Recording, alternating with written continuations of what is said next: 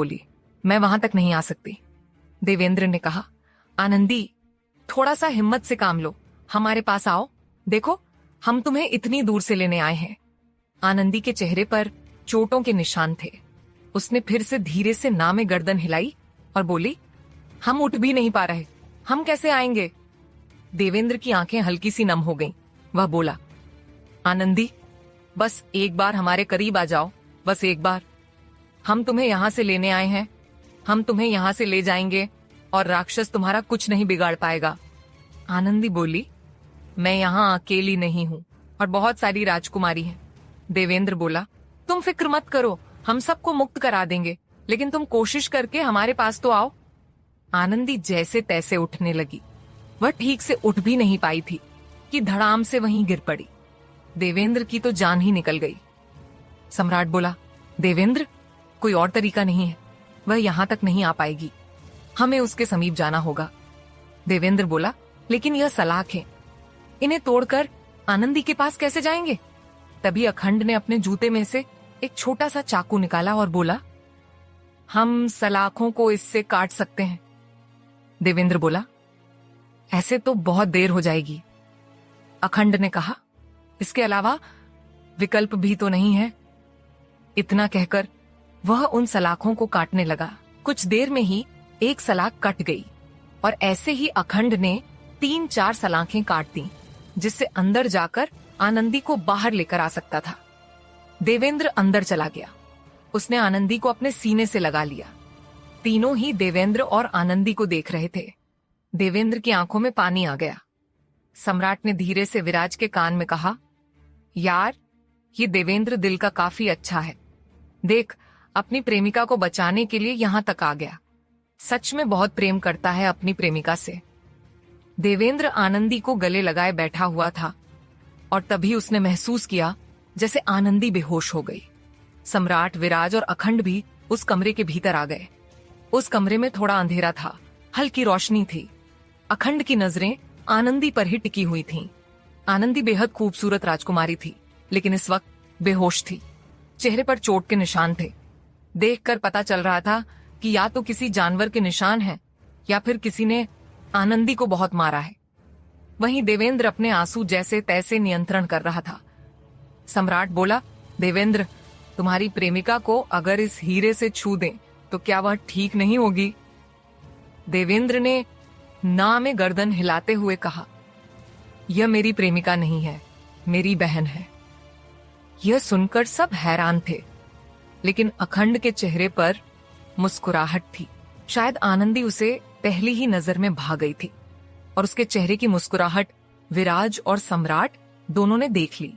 दोनों ने उसे आंखें दिखाईं, लेकिन अब तो अखंड का दिल आनंदी पर आ गया था। अब तो कुछ नहीं कर सकते थे। सम्राट बोला, देवेंद्र, अपनी बहन को यहां से लेकर चलो। देवेंद्र बोला, हाँ, लेकर तो चलना है, लेकिन यह सब इतना आसान नहीं है। हमें नहीं पता कि हम उस गुफा के कितने भीतर आ चुके हैं। देवेंद्र ने जैसे तैसे आनंदी को उठा लिया, लेकिन आनंदी बेहोश थी और देवेंद्र ज्यादा ताकतवर नहीं था। अखंड बोला, देवेंद्र, अगर तुम्हें आपत्ति ना हो तो मैं आनंदी को उठा लूं? विराज और सम्राट दोनों ने अखंड को देखा। अखंड ने उनके देखने पर ध्यान नहीं दिया। वहीं देवेंद्र ने हाँ में गर्दन हिलाते हुए कहा, अगर तुम मेरी बहन को उठा सकते हो तो कृपया करके उठा लो। यह सुनते ही अखंड थोड़ा आगे आया और उसने अगले ही पल आनंदी को अपनी गोद में उठा लिया। वह आनंदी के चेहरे को देख रहा था। उसका मन कर रहा था कि आनंदी के चेहरे को चूम ले, लेकिन भाई के सामने यह कैसे हो सकता था? देवेंद्र ने तलवार निकाली और आगे चलने लगा। उसके पीछे अखंड था और अखंड के पीछे सम्राट और विराज। चारों ही उस जगह से निकलने की जगह ढूंढ रहे थे। वह चारों एक रास्ते पर पहुंचे जहां उन्हें अजीब सी परछाई दिखी। देवेंद्र ने नजर उठाकर देखा तो वह किसी राक्षस की परछाई थी। वह चारों गुफा की दूसरी छोर पर पहुंच गए थे और अगर वह गुफा से बाहर निकलते तो उन्हें उस राक्षस का सामना करना पड़ता। चारों ही गुफा के पत्थरों में छिपकर उस राक्षस को देख रहे थे। चारों की आंखें हैरानी से फैली हुई थीं। सम्राट बोला, देवेंद्र, हमें इसे मारना है। देवेंद्र बोला, हाँ, हमें इसे ही मारना है। यही है, जो राजकुमारियों की सुरक्षा कर रहा है और तांत्रिक के कहने पर उनकी बलि देगा। ये बलि दे, उससे पहले ही हमें इसकी बलि देनी होगी। सम्राट बोला, यार देवेंद्र, तुम छोटे से हो और हो बहुत तेजस्वी। कितने आत्मविश्वास के साथ तुम इस राक्षस को मारने के लिए कह रहे हो। देवेंद्र ने सम्राट को देखकर कहा, वह मेरी बहन को बंदी बनाकर यहां ले आया। अगर तुम्हारी बहन को बंदी बनाकर कोई ले जाता तो क्या तुम इस आत्मविश्वास के साथ बात नहीं करते? सम्राट बोला, बहन को क्या, मेरे तो भाई को ले जाता तब भी मैं ऐसी ही बात करता। तुम सही कह रहे हो देवेंद्र, हमें इसे मारना ही होगा। विराज बोला, लेकिन यहां तो कोई राजकुमारी दिखाई नहीं दे रही।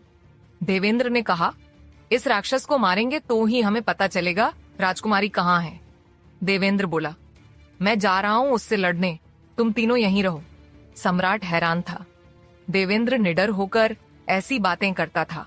कहीं ना कहीं सम्राट देवेंद्र से बहुत प्रभावित हो गया था। सम्राट ने अपनी तलवार निकालते हुए कहा, मैं भी तुम्हारे साथ चलूंगा। विराज बोला, मैं भी चलूंगा।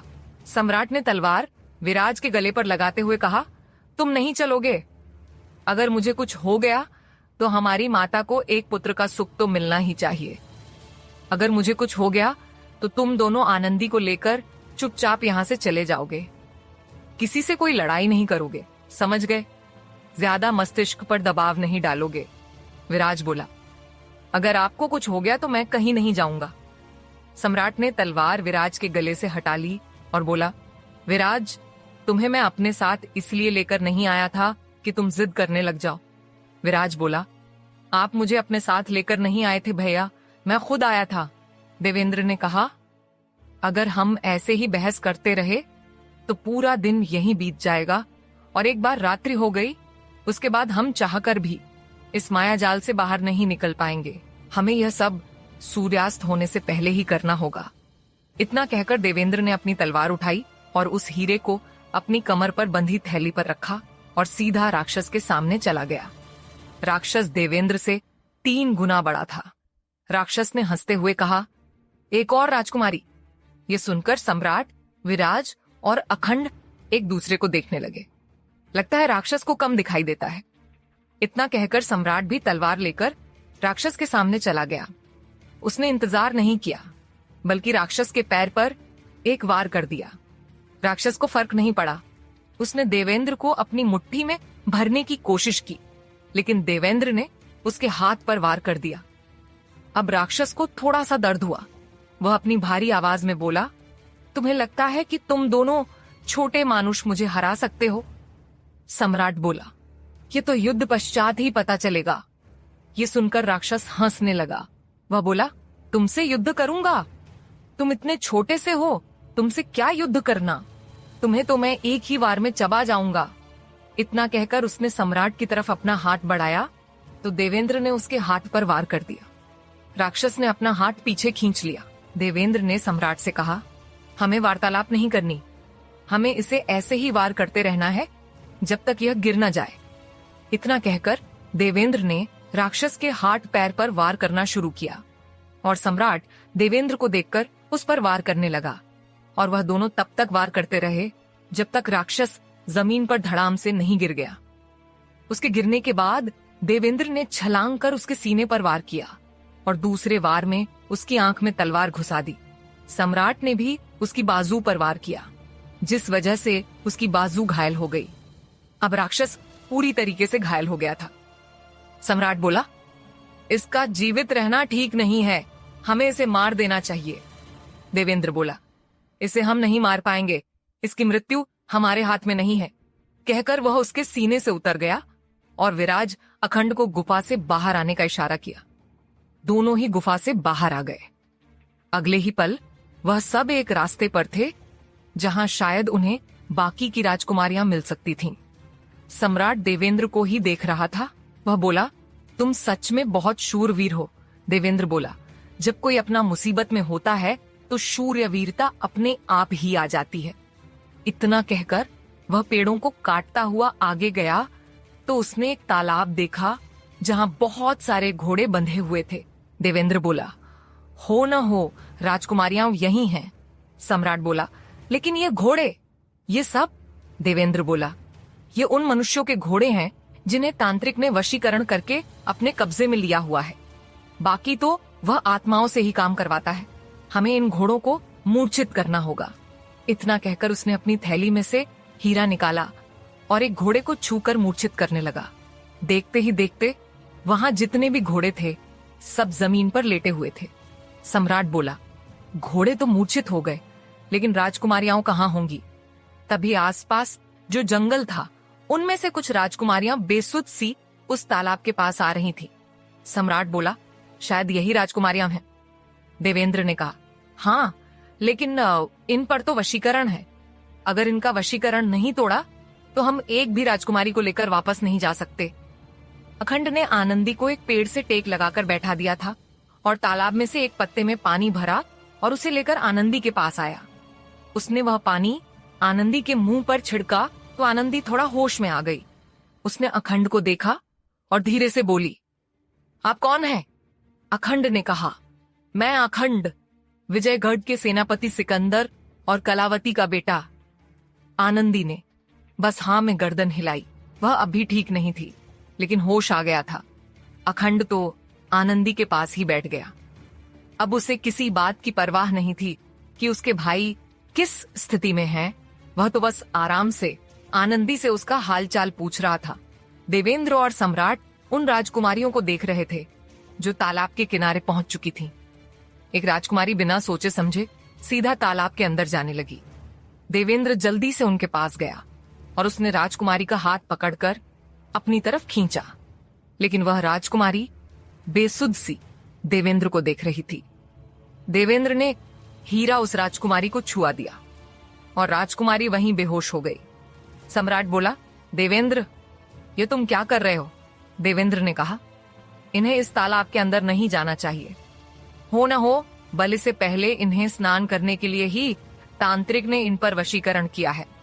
हमें इनके वशीकरण को तोड़ना होगा, लेकिन हम वशीकरण नहीं तोड़ सकते, इसलिए इनका मूर्छित होना ही ठीक है। इतना कहकर उसने बहुत सारी राजकुमारियों को हीरा छुआकर धीरे धीरे बेहोश कर दिया। थोड़ी सी मेहनत के बाद वह सारी राजकुमारियां वहीं बेहोशी की हालत में पड़ी हुई थीं। देवेंद्र बोला, विराज, जरा गिनकर बताओ कितनी राजकुमारियां हैं? विराज राजकुमारियां गिनने लगा। अखंड तो आनंदी के पास बैठा हुआ उससे बड़े प्यार से बात कर रहा था। उसे यह भी नहीं पता था कि वह किस स्थिति में फंस चुके हैं। वह बोला, तुम बताओ, तुम्हें क्या क्या पसंद है? आनंदी ने धीरे से कहा, मुझे सब कुछ पसंद है। आनंदी ने बोला, अखंड, ये स्थान ऐसी बातें करने का नहीं है।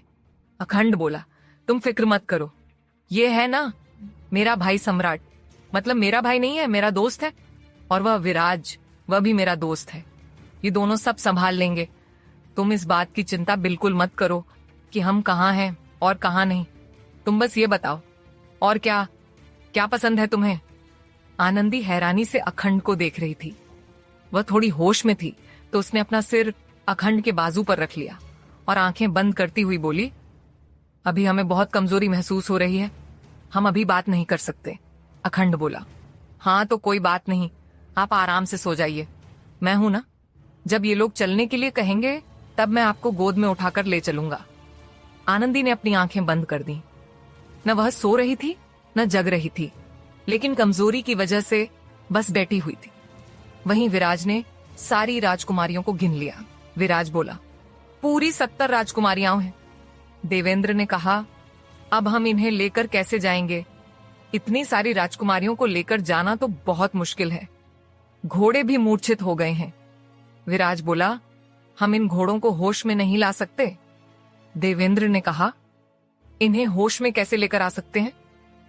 वह दोनों बात ही कर रहे थे कि सम्राट ने तालाब में से पानी लिया और एक घोड़े के मुंह पर मारा।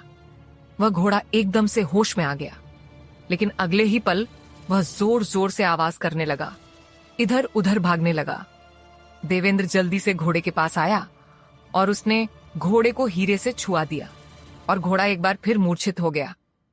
देवेंद्र ने कहा, हम इन घोड़ों को लेकर नहीं जा सकते, ये घोड़े यहीं के हैं, यहां से बाहर जा ही नहीं सकते, और अगर चले गए तो तांत्रिक को पता चल जाएगा। सम्राट बोला, तांत्रिक है कहाँ? वहीं दूसरी तरफ गुफा के एक कोने में वह तांत्रिक एक बड़े से हवन कुंड के सामने बैठा हुआ था। उसके सामने कुछ आदमी खड़े थे जिनके सिर काले कपड़े से ढके हुए थे। वह इंसान नहीं थे बल्कि आत्माएं थीं जिन्हें तांत्रिक ने बांध रखा था, जो उसके लिए काम करते थे।